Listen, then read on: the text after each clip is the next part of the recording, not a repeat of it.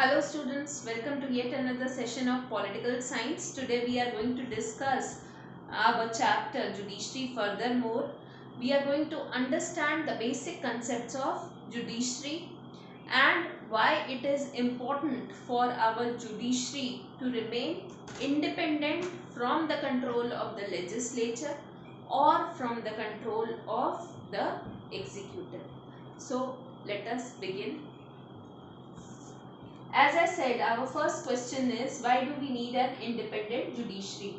So the answer is very simple: to maintain the rule of law as well as to ensure supremacy of law. If judiciary is under the control of legislature or if it is under the control of the executive, there are fair chances that because of these political influence, free and fair justice would not be delivered. So to maintain the very spirit of democracy, it is very important for an independent as well as a democratic nation to maintain law and order in a free and fair manner, where each and every person is treated on the same grounds. So the other organs of the government should have no interference in the working of the judiciary. Moreover, the decision of the judiciary should be ultimate and the judges should not be having any sort of fear, or they should not be uh, affected by the working of either the legislature, either the ministers, or either the executives. Then only we can ensure that free and fair law is delivered or justice is being delivered to a common person. So for ensuring the free and fairness of judiciary, the Indian Constitution has ensured certain measures. First and foremost, the legislature is not involved in the process of the appointment of judges. So, a person who is well versed in law, who is experienced, can only become a judge of the courts. The person who wants to become a judge would not be affected by his political loyalty.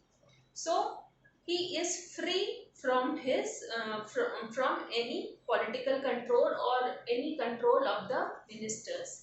Another important thing, that the judge's tenure is being fixed by the Indian Constitution itself. So until and unless they acquire the age of retirement, nobody can easily remove them. So this security of tenure also ensures that the judges don't have to work under pressure. Moreover, other than this, the judiciary is not financially dependent on the legislature. Now, how is that so? The process of passing the budget is totally different, and when we talk about the salaries or remunerations of the judges, this is a totally different issue. Here the legislature cannot cut short their allowances, now can they enhance. So whatever they get paid, first and foremost they get a very lucrative salary, a very good salary with lots of perks. So there is no financial burden on the judges. So this also ensures that the working of the judges would not be under pressure, or they are not hand to mouth to earn a living or to get indulged into corruptional practices. So this financial independence is also very important.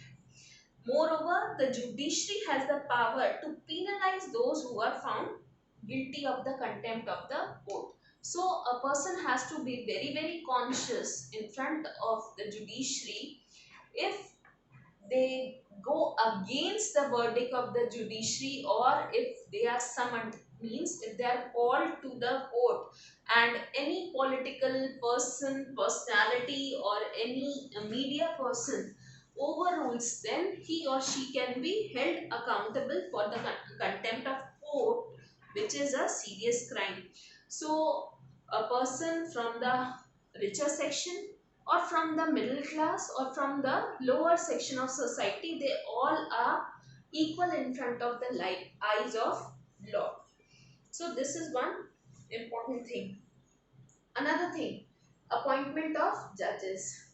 So there is a system of involvement of Council of Ministers, governors, chief ministers and chief justice of India, and they all together influence the process of judicial appointment. So this is one of the things. Now there is a tradition in a specific terminology. A convention has developed that the senior most judge of the Supreme Court of India is appointed as the Chief Justice of India. But this tradition or this convention has also been broken twice. Once it was in 1973 when Justice A.N. Ray was appointed CJI, and then it was in 1975 when Justice M.H. Baig was appointed, superseding Justice H.R. Khanna. So there are instances where the seniors were kept aside and the juniors were promoted to be the Chief Justice of India. Though the verdict of the president is also important, but he has to follow the advice of the Council of Ministers.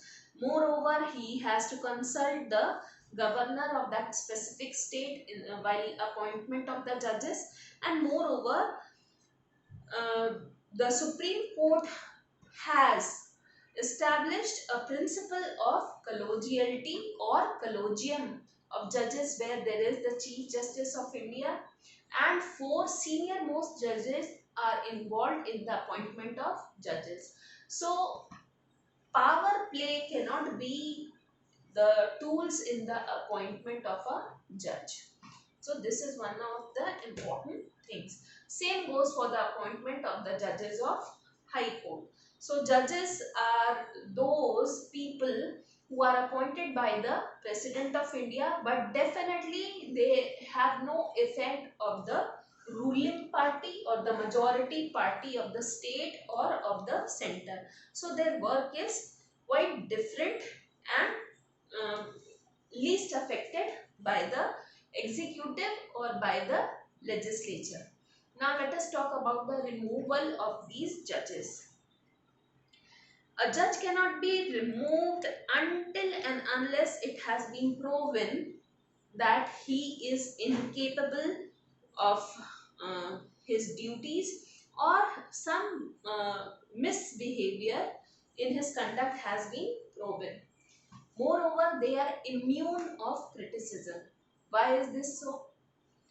This provision was incorporated in the Indian Constitution so that the judges may not have fear of criticism, or they would not be under pressure of becoming a hot talk of the day. So this immunity has been granted to provide them total independence and freedom from any sort of fear. So whatever decisions they make, they cannot be discussed in the legislature until and unless a process of removal is ongoing, or a process of impeachment of a judge is ongoing. The process is called as impeachment.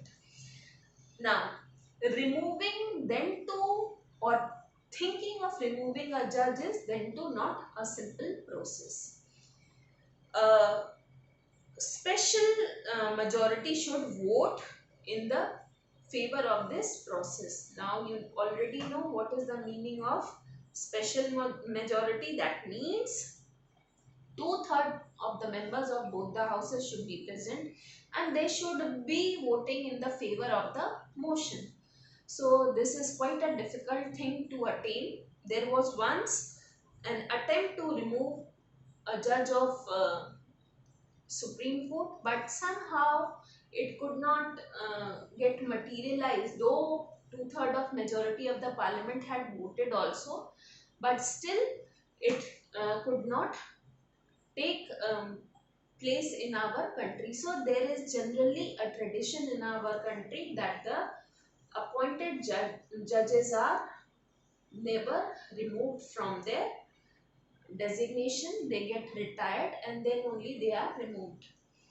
Now, another important aspect, the structure of judiciary. So this, from the very lower classes, you are already familiar with this concept.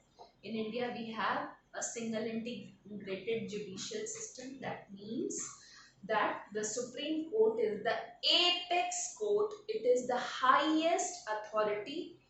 Then below them comes the high courts. These are basically courts which here appeals from the lower courts. Then we talk about the district courts, which basically deal with criminal offences, and then comes the subordinate courts which consider the cases of civil as well as criminal natures. So all the authority is vested in the Supreme Court of India. The verdict given by the Supreme Court of India is final and binding, and none of the lower courts or subordinate courts can overrule the judgment of the Supreme Court of India. And the Supreme Court of India is situated in New Delhi. So this much for today. In the next class, we will discuss furthermore. Thank you.